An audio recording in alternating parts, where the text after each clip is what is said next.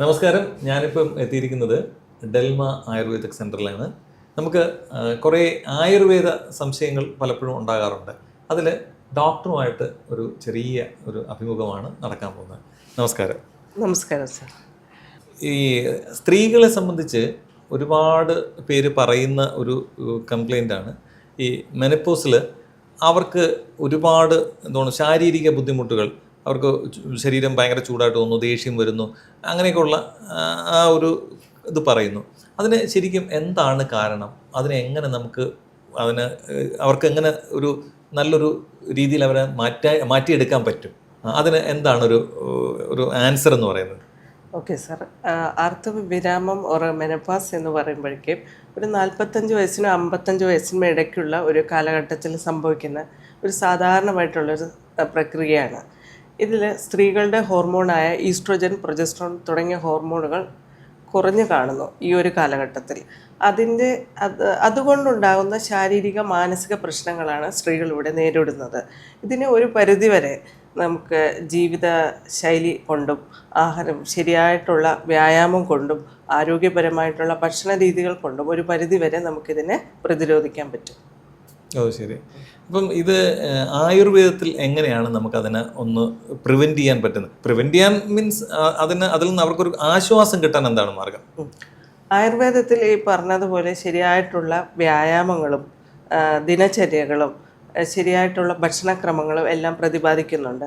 അതുപോലെ തന്നെ ഔഷധങ്ങളും കൃത്യമായിട്ടുള്ള അളവിലുള്ള ഔഷധക്കൂട്ടുകൾ ആയുർവേദത്തിൽ പറയുന്നുണ്ട്. ചവനപ്രാശം, നെല്ലിക്ക കഷായം, എള്ള് കൊണ്ടുള്ള കഷായ രീതികൾ, ഇങ്ങനെ പല തരത്തിലുള്ള ഔഷധങ്ങളും പഞ്ചകർമ്മ ചികിത്സകളായ തക്രധാര, ശിരോധാര, അഭ്യംഗം, കിഴി മുതലായിട്ടുള്ള പഞ്ചകർമ്മ ചികിത്സകളും ആയുർവേദത്തിൽ ലഭ്യമാണ്.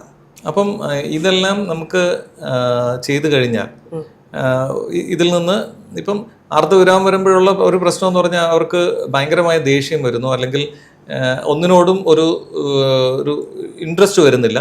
അങ്ങനെയുള്ള ഇതെല്ലാം നമുക്ക് പൂർണ്ണമായും മാറ്റാൻ ആയുർവേദത്തിലൂടെ കഴിയും. പൂർണ്ണമായിട്ടും മാറ്റാൻ ആയുർവേദത്തിൽ കഴിയും. ശരിക്കും ഈ സമയത്ത് ഉറക്കക്കുറവ് സംഭവിക്കുന്നുണ്ടല്ലോ, അത് എന്താണ് ഒരു ട്രീറ്റ്മെൻറ്റ്? ഉറക്കക്കുറവ്, മാനസിക സമ്മർദ്ദം തുടങ്ങിയ മെനോപോസ് പ്രശ്നങ്ങളിൽ നമ്മളിവിടെ ഒരുപാട് ആയുർവേദ ചികിത്സകൾ നൽകുന്നുണ്ട്. അതിൽ പ്രധാനമായിട്ടുള്ളത് തക്രധാര, ശിരോധാര, ഞവരക്കിഴി, ശിരോഭ്യംഗം, ശിരോവസ്തി മുതലായവയാണ്.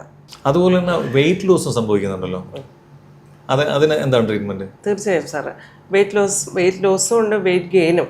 രണ്ട് അവസ്ഥകളും ഈ മെനോപോസ് സ്റ്റേജിൽ കാണാറുണ്ട്. കൂടുതലായും വെയിറ്റ് ഗെയിൻ ആണ് കണ്ടുവരുന്നത്. ഇവിടെ ഉദ്വർത്തനം, പൊടിക്കിഴി മുതലായിട്ടുള്ള ധാന്യാമ്ല കിഴി മുതലായ ചികിത്സകൾ ഇവിടെ നൽകി വരുന്നുണ്ട്.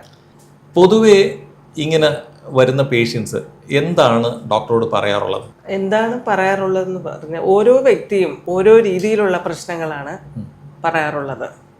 അപ്പോൾ ഓരോ വ്യക്തിക്ക് അനുസരിച്ചിട്ടുള്ള മെഡിസിൻ, പഞ്ചകർമ്മ ചികിത്സകൾ ആണ് ഇവിടെ നൽകി വരുന്നത്. നമുക്കിപ്പോൾ ഒരു കൺസേൺഡ് ആയിട്ടുള്ള ട്രീറ്റ്മെൻറ്റ് മെനോപോസിൽ ഇങ്ങനെയാണ് എന്ന് നമുക്ക് പറയാൻ പറ്റില്ല. ഓരോരുത്തർക്കും വ്യത്യസ്തമായത് കൊണ്ട് തന്നെ ആ രീതിയിലുള്ള ചികിത്സകളും ശരിയായ ജീവിതശൈലിയുമാണ് ഇവിടെ നിർദ്ദേശിക്കാറുള്ളത്. ഡോക്ടർ, ഇപ്പം ഇത്രയും നാൾ നമുക്ക് നാട്ടിൽ ചികിത്സിച്ചല്ലോ, ആ നാട്ടിൽ ചികിത്സിച്ചപ്പോൾ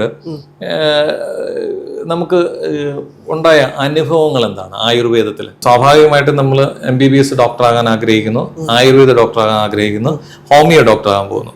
അപ്പം ഇതിൽ ഡോക്ടർ ഏതായാലും ആയുർവേദം സെലക്ട് ചെയ്ത് വന്നു. അപ്പം എന്തായിരുന്നു അതിൻ്റെ ഒരു റീസൺ? തീർച്ചയായിട്ടും നമുക്ക് അലോപ്പതി ചികിത്സാ രീതി കൊണ്ട് എല്ലാ അസുഖങ്ങളും മാറ്റാൻ പറ്റില്ലല്ലോ. അപ്പൊ ആയുർവേദത്തിൻ്റെതായ ഒരുപാട് അസുഖങ്ങളുണ്ട്. നമുക്ക് നമ്മുടെ ചികിത്സാ രീതി കൊണ്ട് മാറ്റാൻ പറ്റുന്ന ഒരുപാട് അസുഖങ്ങൾ ഇന്ന് സമൂഹത്തിലുണ്ട്. അപ്പൊ അതാണ് ആയുർവേദം തിരഞ്ഞെടുക്കാനുള്ള കാരണം. ആയുർവേദ ഏറ്റവും കൂടുതൽ ആൾക്കാർക്ക് പ്രയോജനമെന്നാണ് പഴയ കാലം മുതലേ പറയുന്നത്. അത് എത്രത്തോളം ഡോക്ടറുടെ അനുഭവത്തിലൂടെ പറയാൻ പറ്റും? തീർച്ചയായിട്ടും ആയുർവേദ ചികിത്സ കൊണ്ട് ഒരുപാട് പ്രയോജനങ്ങൾ കിട്ടുന്നുണ്ട്. പക്ഷെ അത് എല്ലാവരിലേക്കും എത്തുന്നില്ല. ഇപ്പോൾ തെറ്റായ കുറെ പ്രചരണങ്ങളും എല്ലാം ആയുർവേദത്തിന് എതിരെ ഉണ്ടല്ലോ. അപ്പൊ ജനങ്ങളെ തെറ്റിദ്ധരിപ്പിക്കുന്ന രീതിയിൽ ഒരുപാട് പ്രചാരണങ്ങൾ ഇപ്പൊ നടക്കുന്നുണ്ട്. ആയുർവേദത്തിൽ കൃത്യമായിട്ടുള്ള ദിനചര്യ പറയുന്നുണ്ട്, ഋതുചര്യ പറയുന്നുണ്ട്. മോർണിംഗ് മുതൽ ഈവനിങ് വരെ, നമ്മുടെ ഉറക്കം വരെ കൃത്യമായ രീതിയിൽ ആയുർവേദത്തിൽ മെൻഷൻ ചെയ്യുന്നുണ്ട്. ആ രീതി ഒരാൾ ഫോളോ ചെയ്ത് കഴിഞ്ഞാൽ ഓഫ് കോഴ്സ് ഹെൽത്തി ആയിട്ട് തന്നെ നമുക്ക് ജീവിക്കാൻ പറ്റും. അതെ. ശരിക്കും ആയുർവേദം ഏറ്റവും ബെസ്റ്റ് ആണെന്ന് ഒരുപാട് പേര് പണ്ട് മുതലേ പറയുന്നതാണ്. പക്ഷെ എന്നാൽ ഒരു വിഭാഗം അതല്ല എന്ന് ഈ പറയും പോലെ മറ്റു പ്രചരണങ്ങൾ നടത്തുന്നുണ്ട്. നമുക്ക് ആയുർവേദത്തിലോട്ട് വരുമ്പോൾ മാത്രമേ നമുക്ക് ഇതിന്റെ ഒരു റിയാലിറ്റി മനസ്സിലാക്കാൻ പറ്റുള്ളൂ.